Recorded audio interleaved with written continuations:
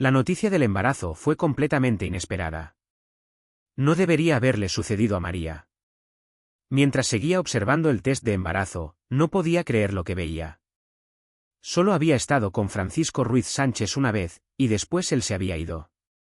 Habían acordado que solo pasarían una noche juntos, y ahora ella se encontraba enfrentando un embarazo. Con el test en la mano, María se echó a llorar, completamente desorientada y sin saber qué hacer. Estaba a punto de graduarse de la universidad y tenía un futuro prometedor por delante, unas prácticas en el lugar más prestigioso, al que otros estudiantes solo podían aspirar. Pero esas prácticas se verían comprometidas si debía hacerse cargo del niño. Sintió como sus sienes latían con fuerza y un dolor creciente en su cabeza. María esperó a que su madre volviera a casa para contarle todo. La respuesta de su madre fue inmediata: ni se te ocurra abortar, hija. Yo misma te ayudaré a criar al pequeño. Tal vez sea una nieta preciosa, no lo rechaces. Es un regalo de Dios. María no sabía qué hacer. No deseaba a ese bebé, no era bienvenido en su vida. La idea misma de tener que dar a luz sin estar casada le producía malestar. Pero lo que más la aterrorizaba era la idea de abandonar sus planes para el futuro y convertirse en una simple ama de casa. Francisco Ruiz Sánchez había tomado la precaución de no dejarle ningún medio de contacto. A pesar de que aún existía la posibilidad de acudir directamente a su empresa y llamarlo para informarle que sería padre, María prometió no volver a aparecer en su vida. No quería seguir enamorándose de él y perder las oportunidades con las que había sonado desde que se graduó del colegio. Sin embargo, finalmente accedió a las súplicas de su madre y decidió continuar con el embarazo. Cuando se arrepintió de su decisión, ya estaba demasiado avanzada en la gestación para considerar el aborto. Lloriquear en la almohada, maldecía al destino por haberla puesto a prueba de una manera tan cruel y rogaba a Dios que, dado que había enviado al niño, le diera fuerzas para soportar esa carga. El niño nació sano, pero la madre de María no parecía estar muy contenta con la llegada del nieto. Ella había esperado una nina, incluso durante la ecografía le dijeron que sería una nina, pero se equivocaron. Nació un niño, completamente sano y creciendo adecuadamente. A pesar de ello, no recibió el amor ni el cariño de su madre. Desde el momento en que María dio a luz, se dedicó a su carrera profesional, mientras que su madre se encargaba del cuidado del niño, haciendo lo mejor que podía. Javier era un niño dócil y tranquilo, y no causó problemas a su familia. Cuando Javier cumplió 6 años, María comenzó a realizar frecuentes viajes de negocios. Durante uno de sus viajes, María recibió una noticia devastadora de su madre. «Ay, Carlita, qué desgracia nos ha sucedido». Javier subió al tejado de un garaje con algunos chicos, se cayó y se lastimó. Dicen que tiene la columna vertebral lesionada.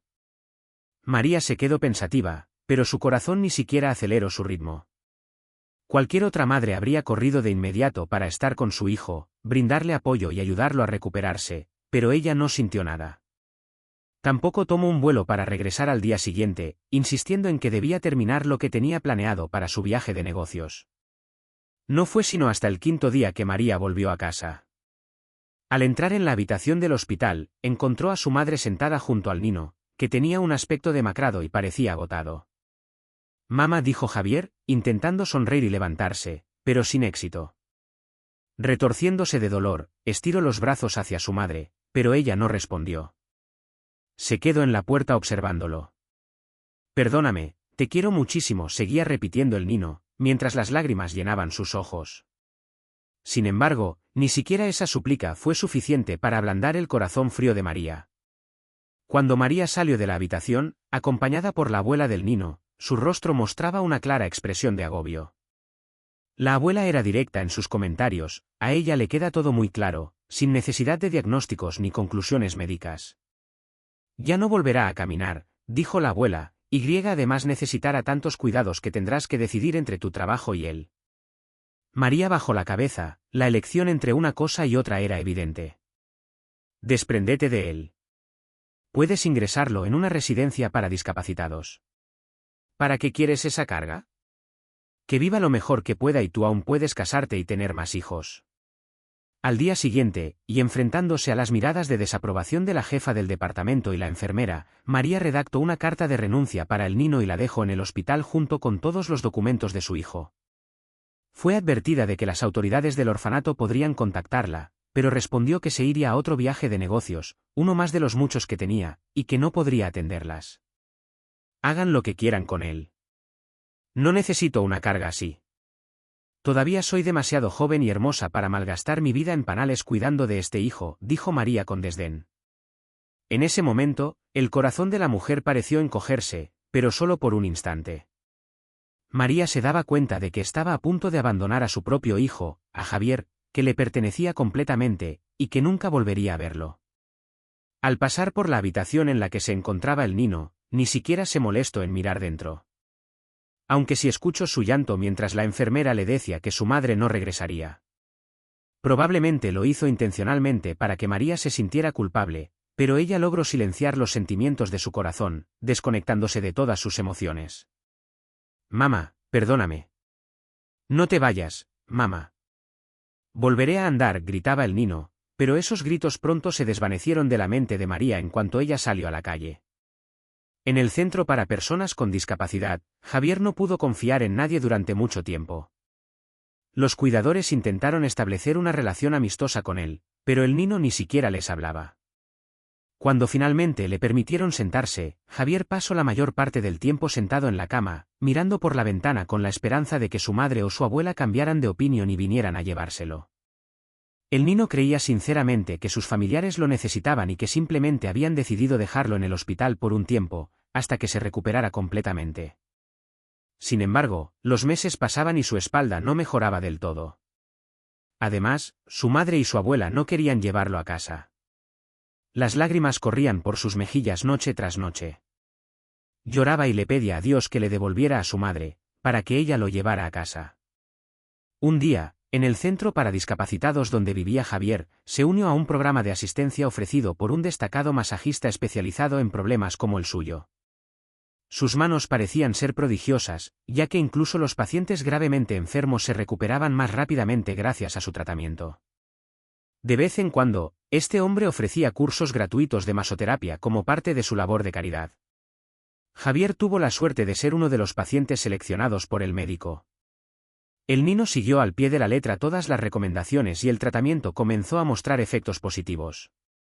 A veces nos dicen que no hay ninguna posibilidad, pero al final lo más importante es la fuerza de voluntad y el deseo de cambiar que tenemos. A pesar de ser pequeño, Javier comprendió esto y se dedicó a seguir al pie de la letra todas las indicaciones, con la esperanza de que algún día volvería a ponerse de pie, podría correr hacia su madre y decirle que ya estaba recuperado, y que podrían vivir juntos de nuevo. Así pasaron 16 años. Javier logró recuperar su salud. Sin embargo, cuando finalmente pudo ponerse de pie, se dio cuenta de que su madre no lo necesitaba, ni siquiera estando él completamente sano. El joven se graduó exitosamente de la universidad, realizó las prácticas y recibió una oferta de trabajo en una buena empresa. Pasó la mayor parte de la noche anterior a la entrevista preparándose, por lo que apenas pudo dormir, pero se las arregló para despejarse. La jefa ya te está esperando, dijo la secretaria con una sonrisa. Pablo respiró hondo, se acercó a la puerta y entró en la oficina. Buenos días, saludó un hombre sentado en el sillón del jefe, vistiendo un traje caro.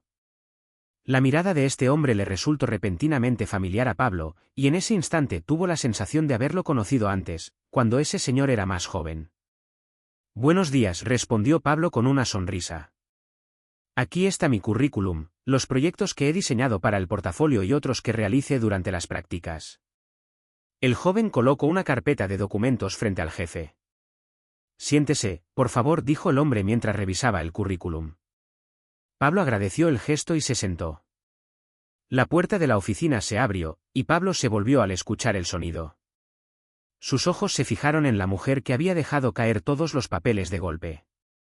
Ella lo miró durante unos segundos, pareciendo atónita, con la boca entreabierta. Pablo pensó que ese rostro le sería reconocible incluso si estuviera ciego. Nunca olvidaría esa mirada fría que provenía de un corazón de piedra. A pesar de todo, el joven fingió no reconocer a la mujer. Sin embargo, por cortesía y por el deseo de demostrarle que ya no era el discapacitado frágil e indefenso de antes, se levantó, se acercó y le ofreció ayuda para recoger los papeles. Su madre también fingió no reconocerlo, aunque sus dedos temblorosos revelaban la verdad. Pablo decidió que aún no iba a decir nada. Al volver a tomar asiento, Pablo se acomodó en la silla. María, ¿está usted bien?, preguntó el jefe, con una voz tan cariñosa que quedó claro que estaba en una relación y que iba en serio. Pablo se inquietó, temiendo que su madre pudiera persuadir al jefe para que no lo contratara. Era casi improbable que quedara algo del instinto maternal que no se había manifestado en ella en 16 años. Sí, estoy bien, respondió María. El jefe comenzó a hacer preguntas, y Pablo las contestó con firmeza y seguridad. No me presente, y se me ha pasado por completo. Soy Francisco Ruiz Sánchez Barrios Ortega, mucho gusto. Bueno, Pablo, cuénteme un poco más sobre usted, sobre su vida. Aquí en esta empresa somos como una familia, y me gustaría saber más sobre la vida de mis empleados. Pero si cree que es información demasiado personal, no se sienta obligado a decirme nada. ¿Eso significa que estoy contratado?, preguntó Pablo, sorprendido. Sus manos estaban sudando de la emoción. Durante toda la conversación, María permaneció en silencio, sumergida en sus papeles. Estaba al lado del jefe como si quisiera hacerle compañía, cuando todo indicaba que su papel era participar en el transcurso de la entrevista. Queda contratado, asintió el jefe, mirando a Pablo. Entonces, cuénteme algo sobre usted. Mi historia no es especialmente agradable como para ser compartida, pero si insiste, Pablo dudó un momento antes de continuar. Nunca conocí a mi padre, y a mi madre nunca le hice falta. Todavía no sé por qué decidió tenerme. Cuando tenía 6 años, me caí del techo de un garaje. Recuerdo que mi abuela estaba hablando con una vecina y me pidió que no la molestara. Cuando unos chicos mayores me invitaron a unirme a ellos, no sabía lo que pensaban hacer, pero sentí curiosidad. Ellos subieron primero, pero el techo estaba húmedo y mis manos resbalaron. Me caí y me lastimé la columna. Los médicos dijeron que ya no podría levantarme de la cama y que no volvería a caminar. Esperé mucho tiempo a que mi madre viniera a verme, pensé que estaba enfadada conmigo. Soñé con abrazarla y pedirle perdón, pero cuando llegó, ni siquiera quiso acercarse a mí. Luego, la enfermera me dijo que mi madre nunca volvería, que estaba disgustada con un hijo que no podía andar. Grité desgarrándome la garganta, lloré y le pedí que me perdonara.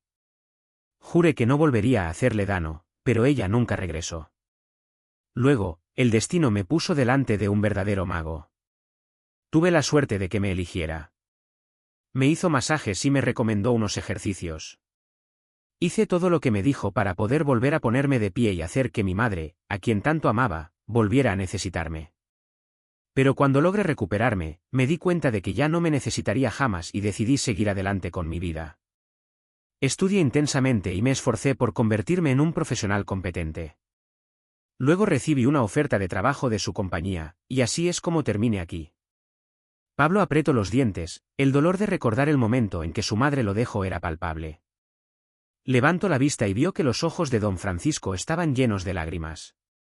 Se secó los ojos y sacudió la cabeza. En ese momento, María rompió el bolígrafo que tenía en la mano.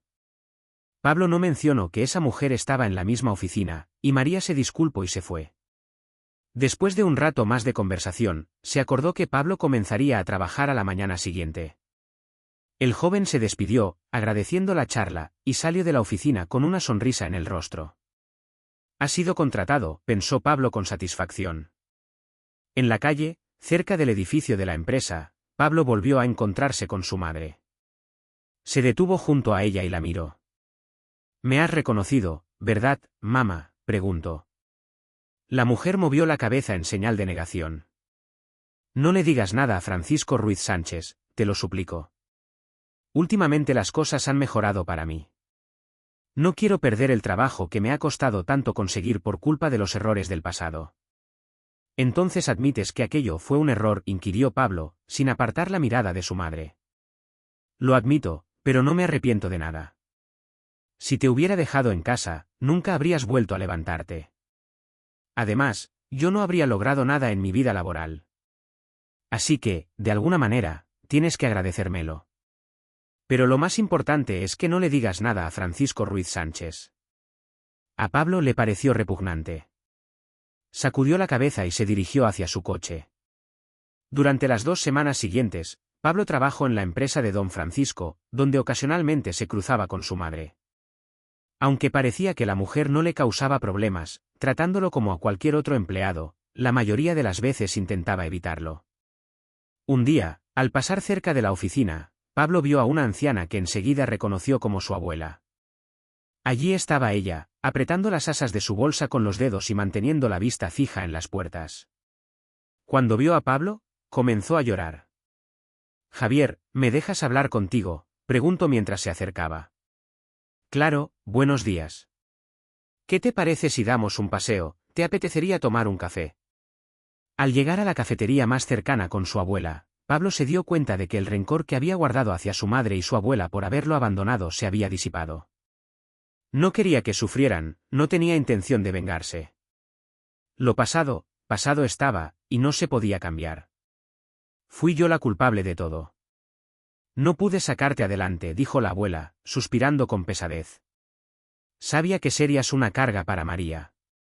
Fui quien la convenció de no abortar, y luego mi salud empezó a fallar. Además, pensaba que sería una nina. Ellas sintieron tanto trabajo y naciste tú, un pequeño varón. Luego, cuando ocurrieron los problemas, me di cuenta de que le ibas a estorbar aún más a María. El primer día, ni siquiera fue a verte. Y yo, al sentirme tan débil, pensé que no podría cuidar a una persona discapacitada. Perdóname por haberlo manejado tan mal. Si tan solo hubiera sabido cómo iba a terminar todo, ¿qué sentido tiene disculparse ahora? Lo que pasó, agregó la abuela. Javier, hijo, no arruines la vida de María. Ella lo sacrificó todo por su carrera laboral, rechazo ser feliz como mujer. No le digas a tu padre la verdad sobre que ella es tu madre. En ese momento, Pablo sintió como si hubiera recibido un golpe en la cabeza. Empezó a notar que le faltaba el aire.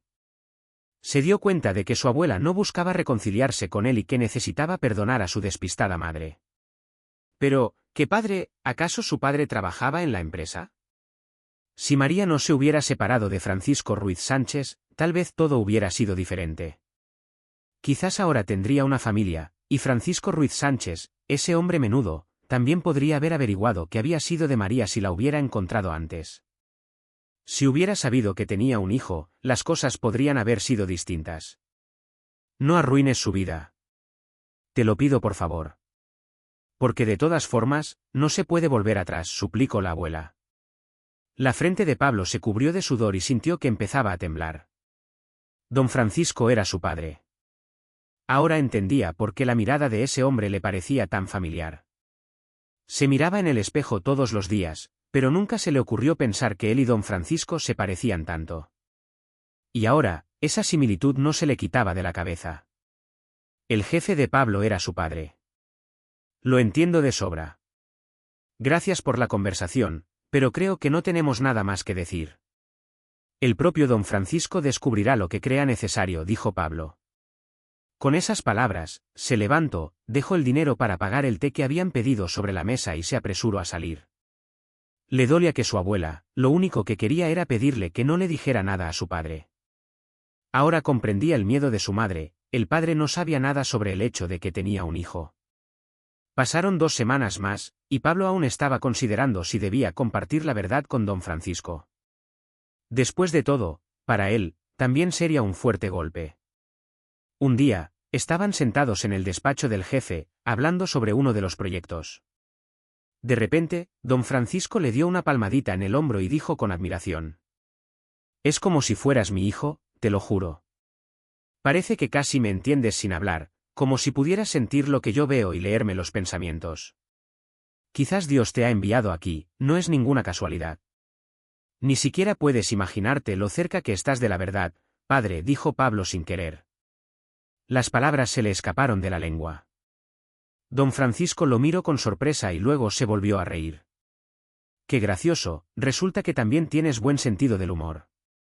Me alegra que hayamos logrado tener una relación tan amena». Pablo no dijo una palabra más. Lamentaba haber soltado aquello porque no tenía nada que justificar el parentesco que tenía con ese hombre. Tampoco sabía si tenía sentido intentar recuperar a su padre después de tanto tiempo. Además, no quería defraudar a su madre. Se sabía que todos nos merecemos el castigo de Dios. Pasó un mes y trajo consigo otro golpe inesperado. Pablo había sido víctima de una traición. No cabía duda de que su madre era la culpable. Pero, ¿por qué lo hizo? ¿Por qué le tenía tanto odio? Él no la molestó en ningún momento ni dijo una palabra a nadie sobre su parentesco. Quizás tenía miedo de que algún día don Francisco se diera cuenta del parecido con su hijo y descubriera la verdad. En ese día catastrófico, don Francisco reprendió a Pablo delante de todos. No pensé que fueras capaz de proporcionar los desarrollos de la empresa a nuestros adversarios. Confíe en ti como en mi propio hijo, dijo el hombre con un fuerte disgusto en la voz. Yo no hice nada de eso, gritó Pablo desesperado. Vete y no quiero volver a verte por aquí. Y no serás capaz de decirme que todos nuestros proyectos se filtraron por culpa de mi mujer, ¿verdad? Sabes que solo ella y yo habíamos sido testigos, y el tercero fuiste tú. No había nadie más. Pablo se dio cuenta de que no valía la pena seguir poniendo excusas, nadie le iba a creer, no tenía ninguna prueba, así que se fue en silencio, recogiendo sus pertenencias. 2 semanas después, don Francisco llegó a casa antes de lo habitual. Entro en la casa sin pronunciar palabra y escucho a su esposa hablando por teléfono, lo vi ayer cerca del edificio de la empresa. Mamá, estoy segura de que Pablo estaba esperando a alguien. Tal vez quería hablar con su padre. Si Francisco Ruiz Sánchez descubre que es su hijo, y se entera de que abandone al niño que tuve con él, me dejará. No sé qué haría si lo pierdo todo.